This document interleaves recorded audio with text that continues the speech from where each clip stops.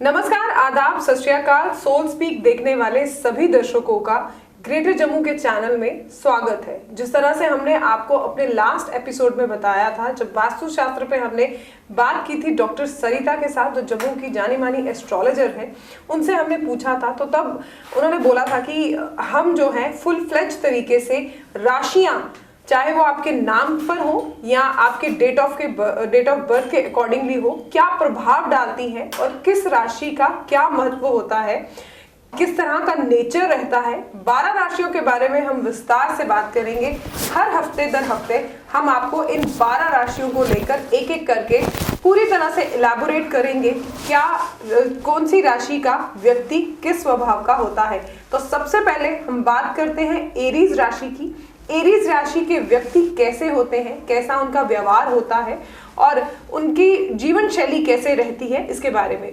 इसके लिए हमारे साथ है जम्मू की जानी मानी एस्ट्रोलॉजर डॉक्टर सरिता। जानते हैं उन्हीं से। मैम, आपका ग्रेटर जम्मू में स्वागत है। नमस्कार। जैसे कि मैम हमने लास्ट एपिसोड में कहा था कि आपके साथ राशि को लेकर हम लोग चर्चा करेंगे, हर व्यक्ति की राशि क्या कहती है, और एक एक करके हम हर हफ्ते इन राशियों के बारे में इलैबोरेट आप हमें करेंगी। तो सबसे पहले हम एरीज राशि की बात कर लेते हैं, क्योंकि सबसे पहली सर्वप्रथम राशि वही है। तो एरीज राशि के व्यक्ति कैसे होते हैं, कैसा उनका व्यवहार होता है? देखिए, सबसे पहले मैं राशियों के बारे में हम बताएंगे वन बाय वन। जैसे पहली राशि के बारे में बात करेंगे, जिनको एरीज कहते हैं, और मोस्टली मेष राशि और मेष राशि कहते हैं उसको, हिंदी में हम उसको मेष राशि कहते हैं। और मैं आज जितनी भी बातें बताऊंगी मेष राशि वालों के लिए, वो मैं चंद्र राशि के हिसाब से बताऊंगी। एक सूर्य के हिसाब से होता है, जैसे हम कहते हैं कि किसी का जन्म अगर अप्रैल मंथ में हुआ है, मार्च में हुआ है, फरवरी में हुआ है, तो हम देखते हैं वो सन के हिसाब से। अगर सितंबर में हुआ तो वो वर्गो हुआ। तो इसी तरह से आज जो मैं आपको मेष राशि के बारे में बताने वाली हूँ, मेष राशि तो मेष ही रहेगी, चाहे वो किसी का लगन है, किसी की चंद्र राशि है, लेकिन मेरा मेन फोकस चंद्र राशि पे है, क्योंकि चंद्रमा का हमारी लाइफ पे बहुत असर होता है। चंद्रमा मन का कारक है, तो मन जो है, अगर मन किसी का बहुत अच्छा है, मन खुश है ना, तो समझ लो कि सब अच्छा ही अच्छा है। तो चंद्रमा के हिसाब से वैसे भी हम जब हॉरोस्कोप की बात करते हैं, जब हम देखते हैं कि कौन से भाव में चंद्रमा बैठा है, तो उसी के हिसाब से फिर हमारी राशि की गणना होती है कि किसकी क्या राशि है। अगर किसी का चंद्रमा 1 नंबर में है जी, जैसे 12 भाव है कुंडली के और यहाँ पे 1 लिखा है, वहां पे अगर चंद्रमा है किसी का, तो उसकी मेष राशि है ना। बाकी सब लोग पूछते हैं कि मेरी कौन सी राशि है, चंद्रमा मतलब हॉरोस्कोप के हिसाब से मेरी कौन सी राशि है। तो यहाँ पे चंद्रमा प्लेस होगा, वहां पे जो नंबर लिखा होगा, अगर किसी का 6 है तो वहां पे चंद्रमा है, तो उसकी कन्या राशि हुई, है ना। अगर किसी का 12 है, हॉरोस्कोप के अंदर 12 लिखा है और वहां चंद्रमा प्लेस है, तो उसकी मीन राशि हुई। अगर 1 नंबर पे है तो उसकी मेष राशि हुई, जिसको आप एरीज कहते हो। तो ये जो राशियां हैं, इनके बारे में मैं आपको इस राशि के बारे में विस्तार पूर्वक बताऊंगी। या कईयों के हॉरोस्कोप नहीं बने ना, बहुत से टाइप के लोग हैं, कई हॉरोस्कोप नहीं बनाते हैं, तो उनके नाम के हिसाब से बताएंगे। जैसे आ नाम के लोग जो होते हैं, नहीं खाली नहीं, जिसमें आ की मात्रा हो, हाँ, वो वाले लोग जो हैं वो मेष राशि वाले होते हैं, जिनका नाम इस तरह से शुरू होता है। जिसका नाम जो है ल से शुरू होगा, च से शुरू होगा, आगे आप इनकी मात्राएं लगा लो, चा, चे, चू, ला, ले, लू, ऐसे, मतलब जिनका मात्राएं साथ लगा के, इन मेन अक्षर हैं, इनसे जिनका नाम शुरू होता है उनकी मेष राशि आती है। अब मेष राशि वाले जो हैं, जैसे फिजिकल फॉर्म में जब किसी का बर्थ होता है तो इसको फिजिकल फॉर्म की राशि माना जाता है। सबसे की पॉइंट इस राशि का क्या है कि ये बहुत ड्रीमी होते हैं, बहुत मेष राशि वाले ड्रीमी होते हैं काफी ज्यादा, और बहुत स्ट्रांग होते हैं, क्योंकि फिजिकल फॉर्म जो आ गई इनमें, मतलब हष्ट पुष्ट होते हैं। और इनको जो ग्रह रूल करता है वो मंगल करता है, तो मंगल की फायरी राशि है, ये फायरी साइन बोलते हैं हम इसको, कि आग की राशि है। तो ऐसे लोगों की नेचर जो होती है, एकदम से गुस्सा आना, बहुत जल्दी गुस्सा आना।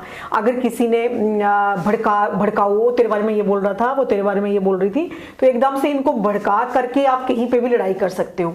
मीन्स सेकंड थॉट नहीं देते ये लोग, एग्रेसिव नेचर के होते हैं, या हम अपनी भाषा में कह सकते हैं शॉर्ट टेम्पर्ड, बहुत शॉर्ट टेम्पर्ड होते हैं।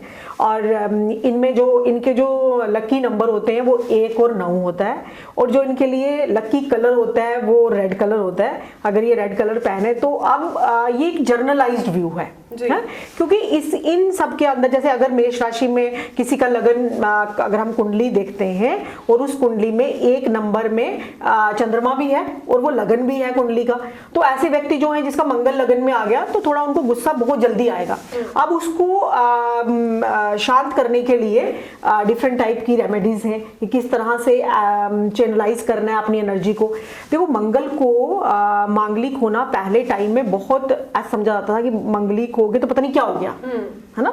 जैसे जैसे इस फील्ड में रिसर्च होती गई, जैसे जैसे इस टाइम में स्टडी होती गई, तो मंगल का कोई बुरी बात नहीं है मांगलिक होना। मांगलिक लोग जो है वो बहुत अच्छे होते हैं, बस सिर्फ इतना है कि मंगल की एनर्जी उनमें होगी, मीन्स वो हर काम को लीड करेंगे। पहली राशि लीडर टाइप उनकी क्वालिटी होगी, सेनापति होंगे। कोई भी काम जब शुरू करना है तो जो मेष राशि का होगा, जिसका मंगल लगन में होगा या जिसका मंगल मेष राशि में होगा, उसे लीड करना है, उसको लीड करना है, उसको नंबर 1 पे रहना है, उसको सेनापति बनना है, उसको सबको लीड करना है। उसको ऐसे जिनकी मेष राशि होती है उनको आर्मी और पुलिस के साथ, फोर्सेस के साथ थोड़ी लाइकिंग होती है कि मन करता है कि फोर्सेस में जाएं, फोर्सेस के बारे में बात करें। अगर कोई नहीं जा पाया तो उनकी लाइकिंग जो है वो साइड रहती है।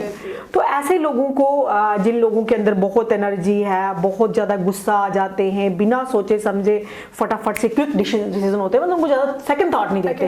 हाँ, चर इनको हम, जैसे अगर हम राशियों को जब स्वभाव की बात करते हैं तो इनका इस राशि का स्वभाव जो है वो चर है। जैसे हमारे पास हमने 3 कैटेगरीज बनाई हैं राशियों के स्वभाव की, तो उसमें एक चर राशि आती है जिसमें ड्यूल स्वभाव आता है, जिसको आप ड्यूल नेचर कहते हो। तो आप ड्यूल नेचर में एक स्थिर राशियां आती हैं। तो जो चर राशियां आती हैं उसमें मेष राशि चर राशि में आती है में, और जो फिर कुछ स्थिर राशियां हैं, कुछ ड्यूल राशियां हैं, और ड्यूल राशियों में दोनों के कैरेक्टर होंगे।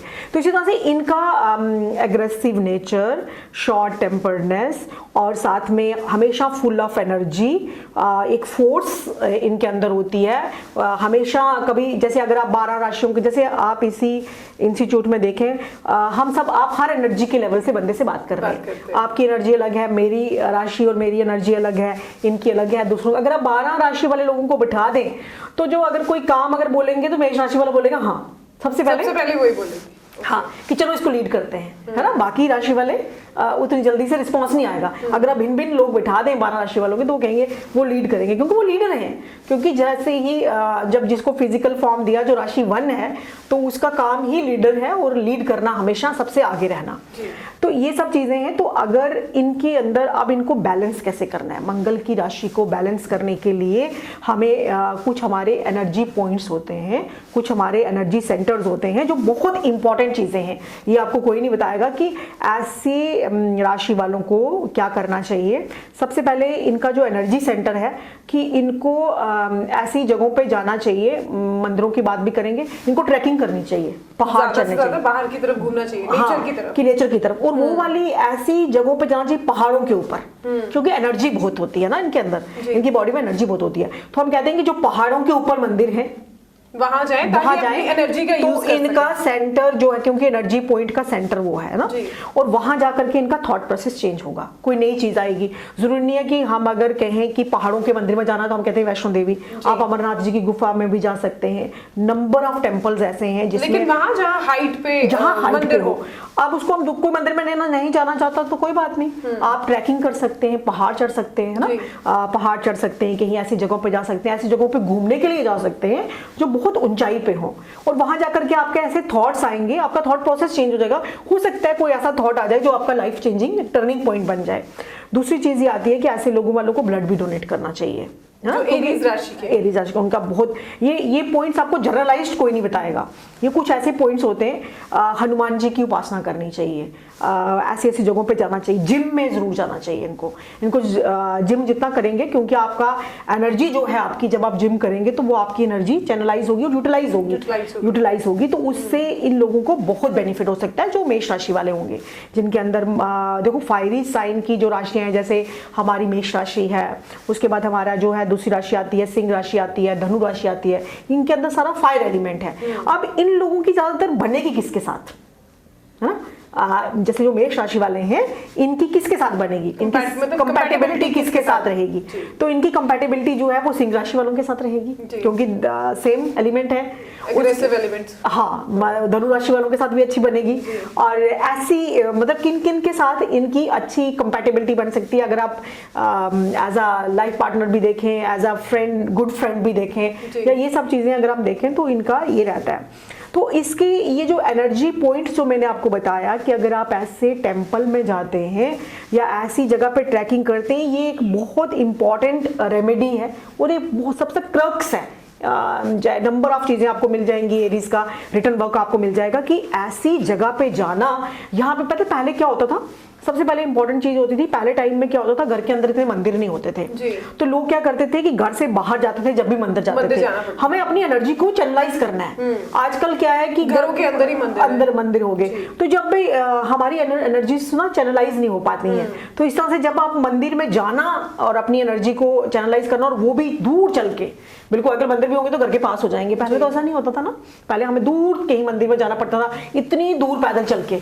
तो ये सब चीजें बहुत मायने रखती हैं। तो मैं मेष राशि वालों के लिए यही कहूंगी कि रेड कलर का इस्तेमाल करें, और अगर वहां पे जैसे मून के हिसाब से ये मैंने आपको बताया, तो नाम के हिसाब से भी कि इस नाम के जो लोग हैं उनकी मेष राशि बनती है। और फिर हम अभी तो मैं मेष राशि वालों को आपको डबल पूरा बता रही हूँ कि उनकी नेचर कैसी होगी या वो कैसे होंगे। फिर हम जैसे नया साल आने वाला है तो सबको बहुत रहता है कि कैसा साल बीतेगा, साल कैसा, नया साल कैसा होगा, तो उसके ऊपर हम बहुत अच्छा बताएंगे कि एरीज वालों का पूरा बताएंगे कि 2024 कैसे रहने वाला है।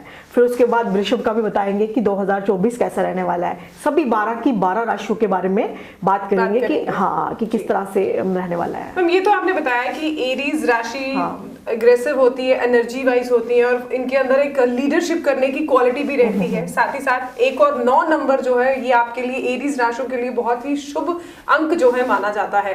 वहीं बात की जाए स्टोन की, तो अक्सर देखा जाता है कि एस्ट्रोलॉजी में स्टोन्स का बहुत महत्व है और हर राशि के लिए एक अलग स्टोन जो है वो डिफाइन किया गया है। तो एरीज राशि के लिए कौन सा स्टोन है जो उनके लिए, उनके फ्यूचर के लिए अच्छा रहेगा? देखिए, एरीज राशि के लिए जो स्टोन है वो मूंगा माना जाता है। हाँ, ये जनरलाइज है।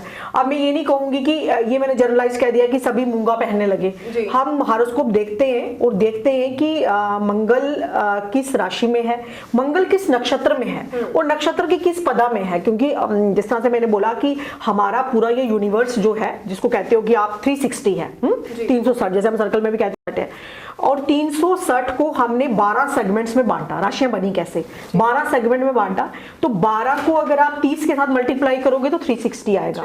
30 डिग्री की एक राशि होती है और उस राशि के अंदर बहुत से, जैसे हम पूरे जो आप आकाश को अगर 12 सेगमेंट्स में बांट देते हो और एक 30 डिग्री में एक राशि आ गई, जैसे मेष की बात की तो मैं 30 डिग्री की बात की, अब उसमें नंबर ऑफ स्टार्स हैं। तो हमारे ऋषि मुनियों ने जो ये बहुत चर्चा का एक बहुत अच्छा विषय है कि हमारी वैदिक साइंस और हमारे ऋषि मुनियों ने जो आज दूसरे देश बात करते हैं, जो सारे दुनिया के लोग जो आज बात करते हैं ना, वो हमारे ऋषि मुनियों ने पहले से लिख के रखा है। जिनको आप कांस्टेलेशंस कहते हो, जिनको आप नक्षत्र कहते हो, जिनको आप तारा कहते हो, ये सब चीजें जितनी भी आप मॉडर्न टेक्नोलॉजी की बात करते हो, मॉडर्न साइंस की बात करते हो, आज प्लास्टिक सर्जरी, ये और नंबर ऑफ, मतलब मैं किसी भी फील्ड में आपको बताऊं, ये सब चीजें हमारे यहाँ पे हमारे ऋषि मुनियों ने स्टडी करके और अपने वेदास में हर एक चीज मेंशन की हुई है जी, बहुत डिटेल। जी शुक्रिया मैम। आज हमारे जो एरीज राशि के लोग हैं उनको इतनी डिटेल में चर्चा हमने आपके साथ की और आपने बताया कि किस तरह के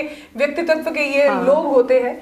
तो एरीज राशि के बारे में डॉक्टर सरिता ने आपको खुलकर विस्तार से बताया कि ये राशि के लोग किस तरह के व्यक्तित्व के स्वामी होते हैं और क्या जो है किस स्टोन को इनको धारण करना चाहिए ताकि इनका जो फ्यूचर है वो और ज्यादा ब्राइट हो। अगली राशि के बारे में हम अगले एपिसोड में बात करेंगे, यानी कि वृषभ, टॉरस के बारे में। तो अगले हफ्ते के लिए स्टे ट्यून रहिएगा ग्रेटर जम्मू के साथ। डॉक्टर सरिता के साथ हम अगली राशि में अगले एपिसोड में हाजिर होंगे दूसरी राशि के बारे में बात करने के लिए। तब तक के लिए मुझे दीजिए इजाजत और हमारी वीडियो को लाइक, कमेंट और शेयर करना ना भूलें और चैनल को सब्सक्राइब। अगली राशि के साथ हम आपको इसी जगह, इसी वक्त, इसी मौके पर मिलेंगे। तब तक के लिए मुझे दीजिए इजाजत। कैमरामैन अजय जाड़ो के साथ मैं नीतू सिंह, ग्रेटर जम्मू के लिए। धन्यवाद।